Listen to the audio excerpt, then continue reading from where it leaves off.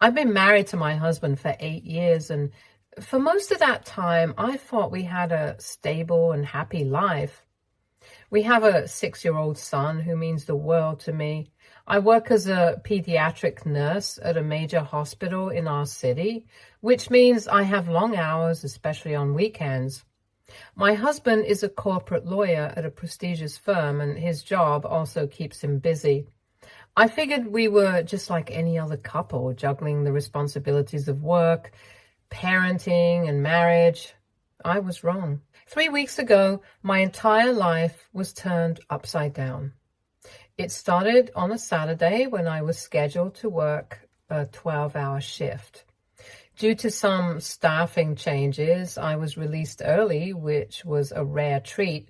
I didn't tell my husband I'd be home early, thinking I'd surprise him and our son. Lately, my little boy had been asking for more mommy time, and I was excited to spend the extra hours with him. When I pulled into the driveway around 2 p.m., I noticed an unfamiliar car parked in front of our house. I didn't think much of it at first. My husband sometimes had colleagues over for work, even on weekends. But as I walked up to the door, I heard laughter. A woman's laughter mixed with my son's giggles. My heart sank, but I tried to push the feelings away, telling myself it was probably nothing. I opened the door, and what I saw made my stomach drop. There was a woman, probably in her early 30s, sitting on the floor with my son. They were surrounded by his toys, and she was wearing my apron, like she had been cooking. My husband was sitting on the couch, looking relaxed, as if this was a normal Saturday afternoon for them. But it wasn't normal, not for me. My son ran over to me, but instead of his usual, "Mommy," he said something that hit me like a punch to the gut. "Look, real mommy is teaching me how to build a robot." He was talking about this woman, this stranger, as if she was his mother. I stood there in shock, my mind racing to catch up with what was happening. My husband jumped up, clearly caught off guard by my arrival. He stammered something about how Sarah, yes, Sarah, his so-called work wife, was staying with us temporarily because of issues with her apartment. He mentioned water damage and insurance problems, but I wasn't really listening. All I could focus on was the scene in front of me. My son, who I loved more than anything, was acting like this woman was part of our family. Then I saw the suitcases. They were half hidden behind the couch, but I could see enough to know what was going on. These weren't suitcases packed for a short stay. They were unpacked with clothes spilling out. Women's clothes, Sarah's clothes. She wasn't just visiting. She was living in my home. I felt like I was in a fog. I don't even remember what I said next, but I know I walked upstairs to our bedroom, grabbed a suitcase, and started packing my things. My husband followed me, trying to explain, but his words barely registered. He kept saying I was overreacting, that Sarah's situation was temporary, but nothing made sense to me anymore. How long had this been going on? How long had this woman been in my house pretending to be my son's mother? What my husband didn't know was that 2 weeks earlier, I had already found something suspicious. I was looking for some tax documents in his office when I stumbled upon a folder filled with papers he had clearly been hiding. There were bank statements showing regular transfers to an unknown account, dating back almost a year. There were also documents about a property purchase I knew nothing about. But the worst part were the emails. Emails between him and Sarah, discussing their future plans. I had taken pictures of everything, planning to confront him after my shift that weekend. I never expected to find her in my house when I came home early. I packed my son's things while my husband stood there trying to convince me I was being irrational. But I had already made up my mind. I was done. I couldn't stay in a home where my husband had been living a double life, and I certainly wasn't going to let my son be a part of it either. My son was confused, crying as I got him into the car. He kept asking why we couldn't stay with real Mummy any longer, and each word felt like a knife in my heart. How had this happened?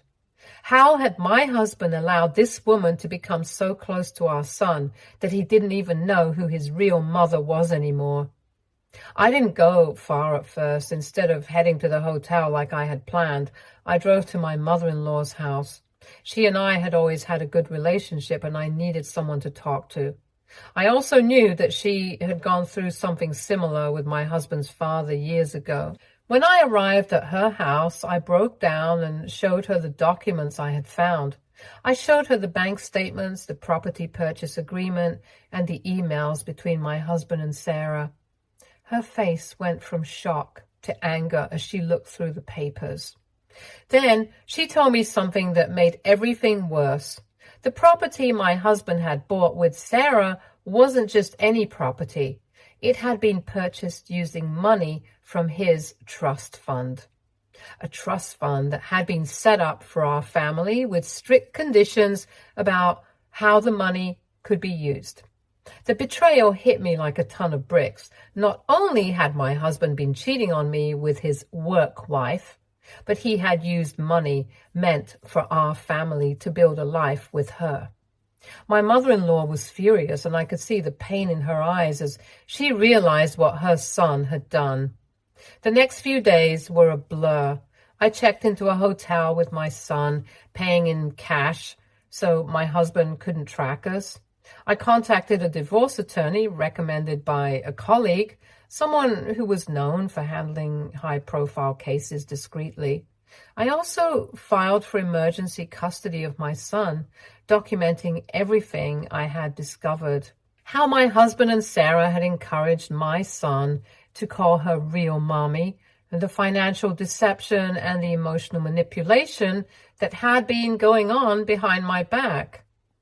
As the days passed, the messages from my husband and his friends started flooding in. They were all saying the same thing, that I was being unfair, that I was overreacting, that I shouldn't take our son away from his father just because of a mistake. Some of them even accused me of trying to turn my mother-in-law against him, using her to get what I wanted.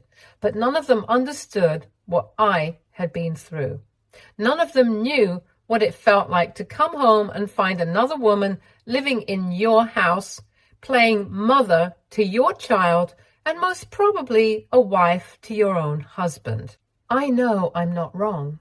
I know that as a mother, I have to protect my son from people who would manipulate him, from a father who has shown he cares more about his affair than his family.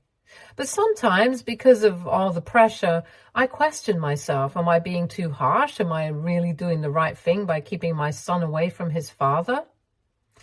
I don't know the answer, and maybe I never will. All I know is that I have to fight for my son, for his future, and for my own sanity. But I can't help but wonder, am I wrong for taking this stand? Should I have given my husband another chance? Should I have let him explain? But how can I forgive someone who has shattered the trust we built over 8 years? How can I stay in a marriage where I'm not even sure who my husband is anymore? Update 1. The fallout from my visit to my mother-in-law happened faster than I ever imagined. I thought it would take some time, but she didn't waste a single minute after I handed her those documents. She went straight to the trust fund administrators, showing them the proof of what my husband had done.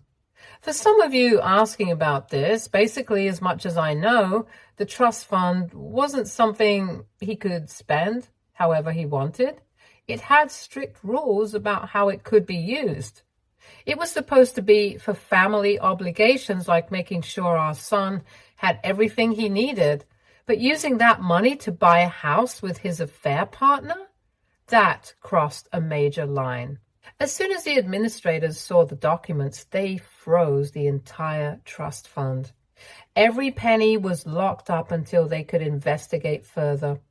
And because of some legal requirements, my husband's law firm had to be informed too. This opened up a whole new problem. Him and Sarah had been working together for a while, but they never told HR about their relationship, which was against company policy. Since they were having an affair and working in the same office, it raised a lot of questions about conflicts of interest. The firm started its own investigation, and I could tell from the way things were going that my husband's career was now hanging by a thread. On my end, my attorney moved fast. Within days of filing for emergency custody, I was granted a temporary order that gave me primary custody of our son. The judge was very concerned about the situation, especially when I showed them evidence of how Sarah and my husband had encouraged my son to call her real mommy. The judge said that was a clear sign of parental alienation, and given my son's age, it was a huge issue. It was obvious to the court that my son was being manipulated, and that weighed heavily in my favor. Meanwhile, my husband was calling and texting nonstop. He was all over the place. One minute he was furious, accusing me of blowing things out of proportion, and the next he was begging for me to come home and fix everything. He kept saying Sarah was just a friend helping him out because she had problems with her apartment. He claimed that buying the property together was purely a business deal, nothing more.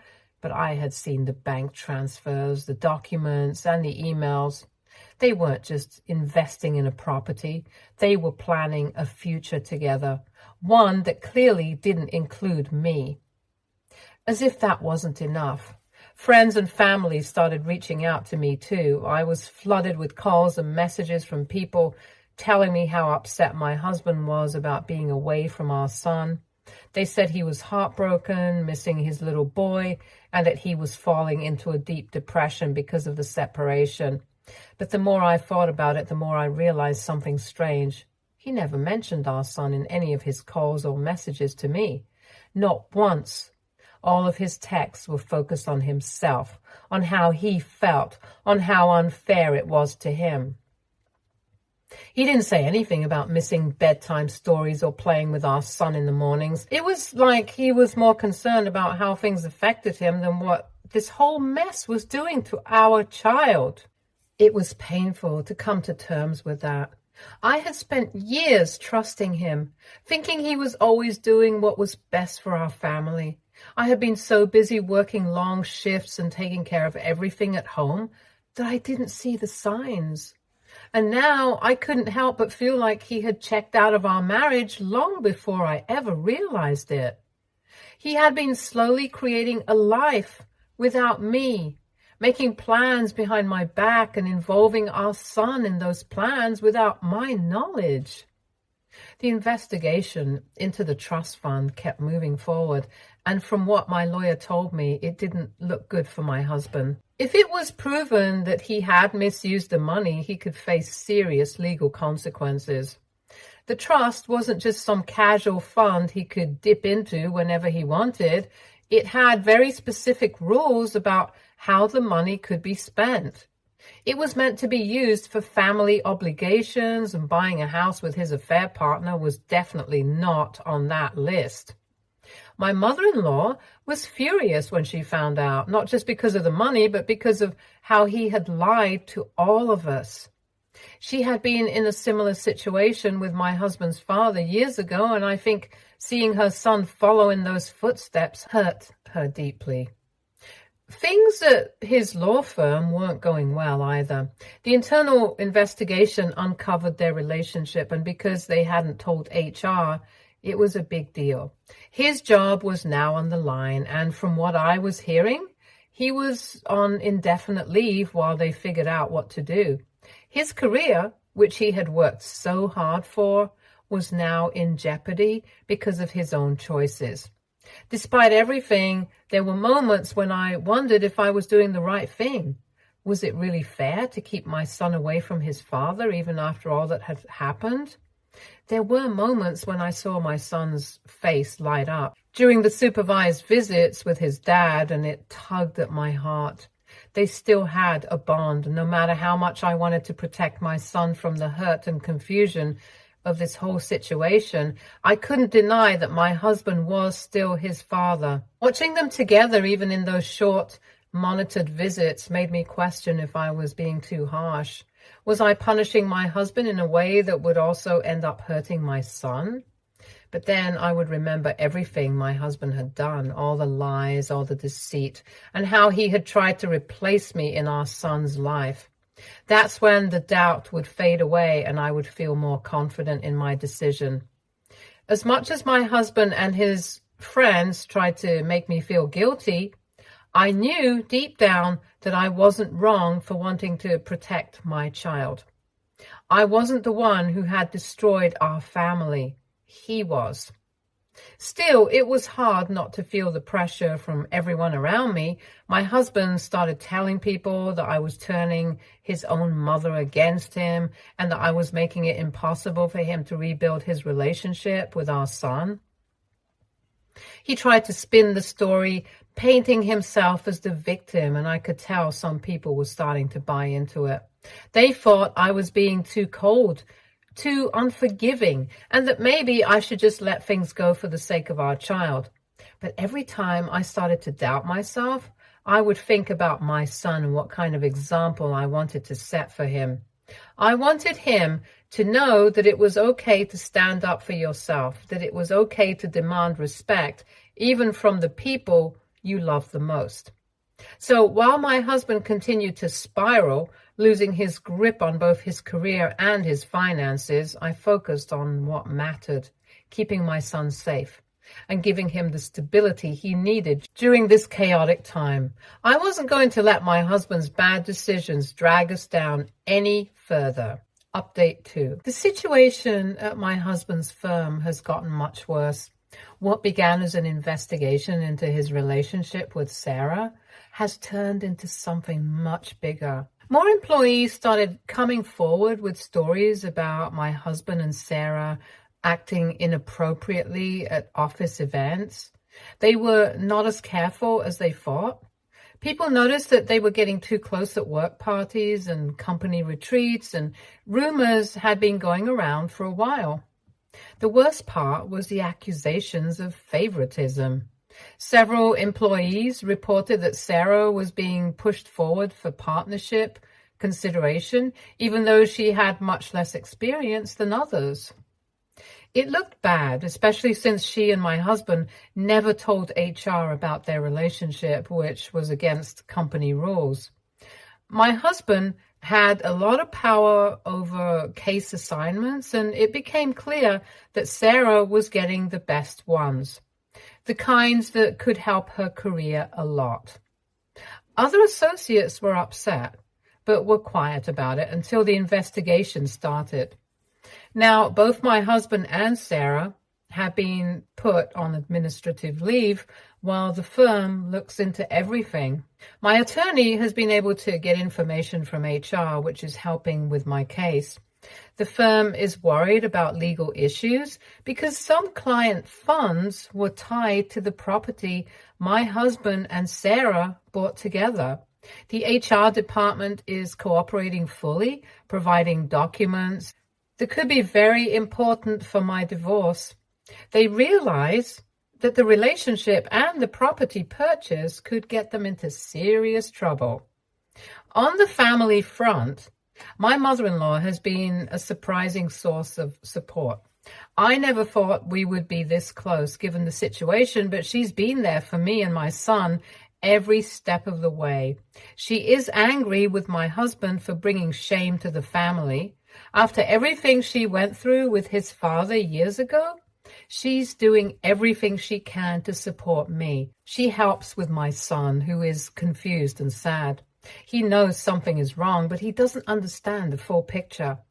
My son has started seeing a child psychologist who knows a lot about parental alienation.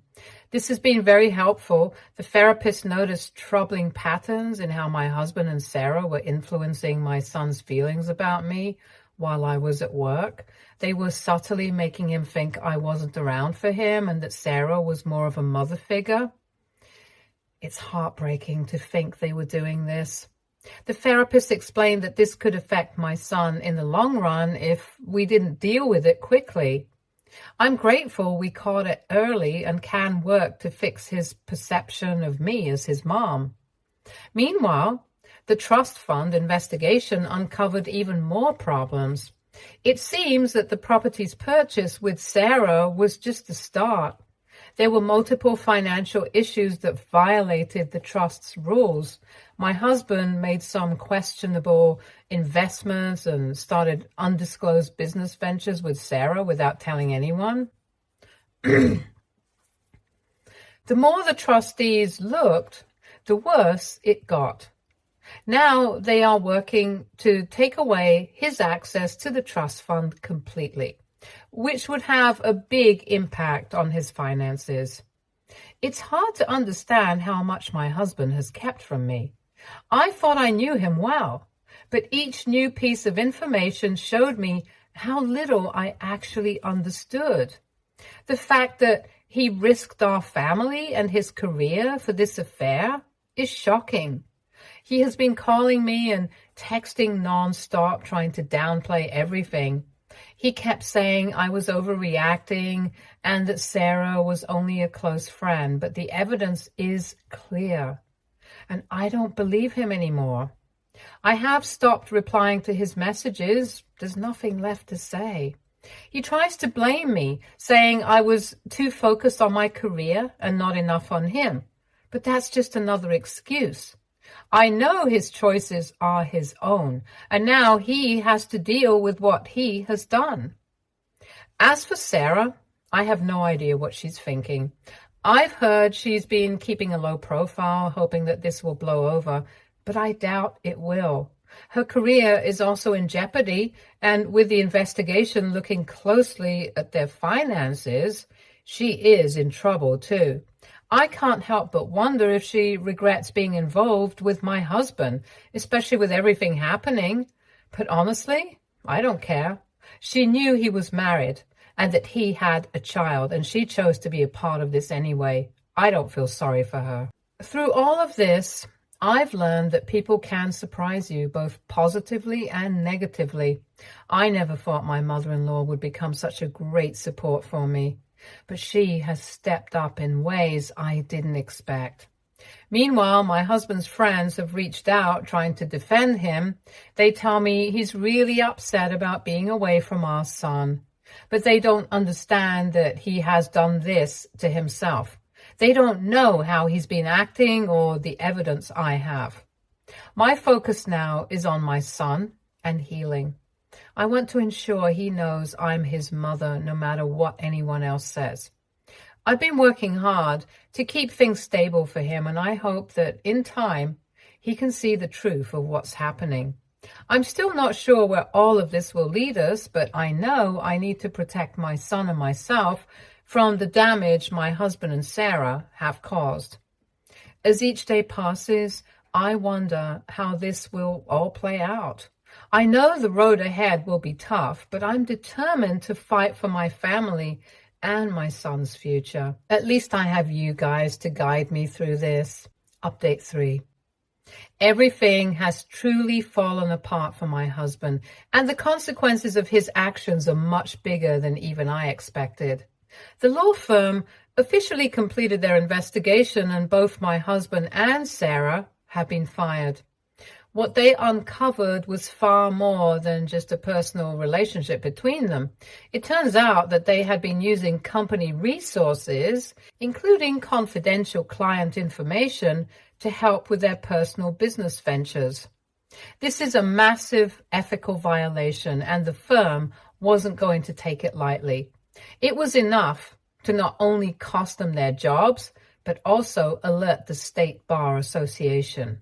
Now, the Bar Association has launched its own investigation into their actions. This could lead to my husband and Sarah losing their law licenses altogether. It's one thing to lose a job, but losing the ability to practice law could ruin their careers for good. Several clients whose confidential information was compromised have already been notified, and 2 of them are considering filing formal complaints. If they go through with it, my husband and Sarah could be facing serious legal consequences on top of everything else. The situation with the trust fund has also been settled. My husband's access to the trust has been permanently revoked. After the trustees reviewed the evidence, it was clear that he had been violating the conditions of the trust for over a year. He'd been secretly diverting funds and trying to cover his tracks with financial tricks. But it wasn't enough to hide what he'd been doing. The remaining money in the trust will now be held for our son's future. But my husband no longer has any control over it. This means he's lost not only his career, but also his financial safety net. I can't imagine what he's feeling right now. But again, these are consequences he brought on himself. As for Sarah, I've heard she's moved out of our house. She's apparently gone back to her apartment, the one that she'd claimed had water damage. It turns out that was a lie, too. Her apartment was never damaged at all. That was just another cover story she and my husband made up so she could stay with us. It's unbelievable how many layers of deception there were, but Sarah's problems are far from over. The firm's investigation also found that she'd been leaking client information to competitors. She might have been trying to secure a job somewhere else before everything came crashing down. Now she's facing legal trouble of her own, and I can't say I feel bad for her. My son has been doing better lately. He's still seeing the child psychologist regularly, and the therapy is helping him understand that what happened wasn't his fault. The psychologist has been working with him to reverse the emotional damage caused by my husband and Sarah. They've been trying to make him think of Sarah as his real mommy, but now he's starting to realize that wasn't right. It's been slow progress, but he's back to calling me mommy again. It broke my heart to hear him struggle with that, but I'm glad he's starting to heal. He still has nightmares sometimes, and he's developed separation anxiety, but I'm hopeful that with time he'll recover fully. On the legal side, the divorce is moving faster than I expected. My attorney has been amazing. She's confident that I'll get primary custody, especially with all the documentation we have about parental alienation and my husband's lies. The financial part of the divorce will be more complicated, though. With the trust fund situation and the mess at his job, there are a lot of moving parts, but my attorney is making sure that my son's future will be secure, no matter what happens to my husband financially. I want to make sure my son is protected from any fallout from this disaster. My mother-in-law has been a rock through all of this. I never expected us to become so close, especially given how things started between us, but she's been on my side every step of the way. She's even helping me look for a new house in a better school district for my son. She told me that she doesn't want to see history repeat itself, referring to her own experience with infidelity. She's using her own personal funds to help me make a fresh start. I'm so grateful to her. It's been nice to have someone who understands what I'm going through and who wants to help. When I look back, it's hard to believe how much has come from my decision to stop by her house that day. What started as me confronting my husband's betrayal has spiraled into the exposure of years of deceit and professional misconduct. I didn't expect my actions to uncover so many layers of lies, but here we are. It's overwhelming at times, but I'm trying to stay focused on healing and creating a stable life for my son. One of the biggest lessons I've learned from all of this is to trust my instincts. The documents I found were shocking, but in reality, the signs were there long before that.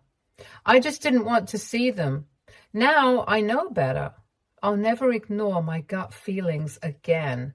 Going forward, I'm committed to building a life where my son grows up understanding what a healthy relationship looks like. I want him to know that honesty and respect are the most important things in any relationship. And I'm determined to teach him that by example.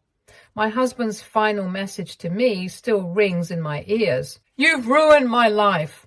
But I don't see it that way. I didn't ruin anything. He made his own choices. He chose to lie, to cheat, to manipulate. He ruined his own life with every bad decision he made. I'm just the one who brought it all to light. He wants to blame me because it's easier than accepting responsibility, but deep down he knows that this is his doing. I still get messages from some of his friends telling me that I should try to work things out for the sake of our son, or that I've been too harsh. But I don't believe that for a second. What he did was beyond repair. He didn't just betray me. He betrayed our family. He involved our son in his deception, and that's something I'll never forgive. I'm standing firm in my decision to end this marriage, and I won't let anyone make me feel guilty about it. Now, my focus is on the future. I'm ready to leave the past behind and start fresh. I want my son to grow up in a home filled with love, trust, and stability. I can't change what happened, but I can control what happens next. And that's exactly what I plan to do. Stay tuned for more stories from Our Girl Relationships.